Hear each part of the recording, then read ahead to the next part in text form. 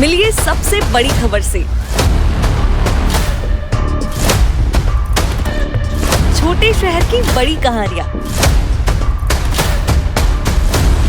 हमने वो देखा जो अनकहा है। अब खबर आपकी उंगलियों पर। खबरों से परे, हर खबर पर हमारा नजरिया।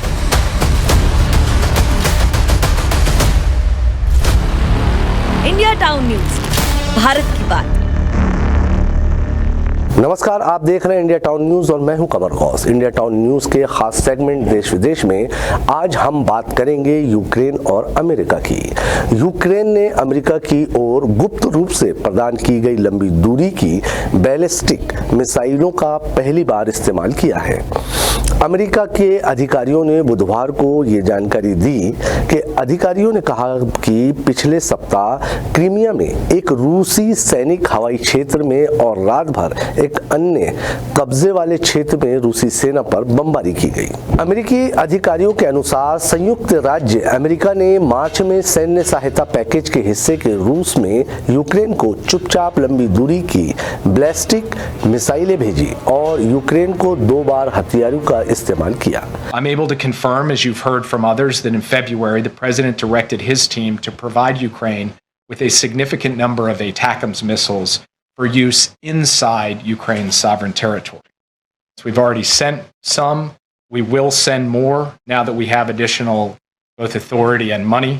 लंबी दूरी की army tactical missile system ATACMS 300 kilometre 186 मील दूर तक के लक्ष्य को मार सकती है, जो मध्य दूरी के सीमा से लगभग दोगुनी है, जिसे अमेरिका ने पिछले साल के अंत में भेजना शुरू किया था।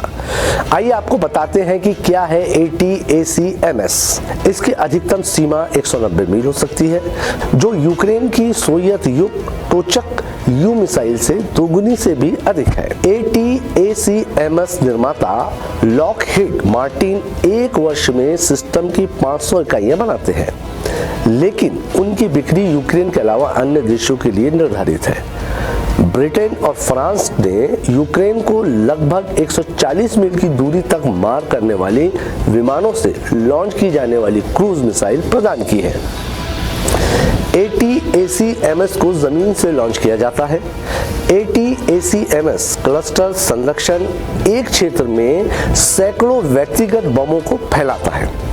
क्लस्टर हथियार, जो दुनिया के अधिकांश हिस्सों में प्रतिबंधित है, मानव अधिकार समूह द्वारा आलोचना के घेरे में आ गए हैं, जो तर्क देते हैं कि वे संभावित रूस से अंधाधुंध हैं और नागरिकों को नुकसान पहुंचाने वाले अस्पष्टीकृत अवशेषों को पीछे छोड़ सकते हैं।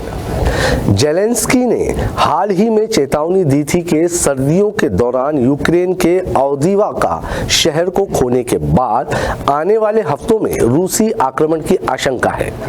यूक्रेनी सेना को हाल के महीनों में गोला बारूद और वायु रक्षा प्रणाली की कमी का सामना करना पड़ा है और अधिकारियों ने जीवन और क्षेत्र के नुकसान के लिए अमेरिका और अन्य पश्चिमी सहयोगियों से सैन्य सहायता में देरी को जिम्मेदार ठहराया है। सुलिवन ने बुधवार को कहा कि ये निश्चित रूप से संभव है कि रूस आने वाले हफ्तों में अतिरिक्त स्मारक लाभ हासिल कर सके। ये थी यूक्रेन और अमेरिका की बात। हम फिर किसी और मुद्दे पर बात करेंगे देश विदेश में। तब तक के लिए मुझे दीजिए इजाजत। नमस्कार।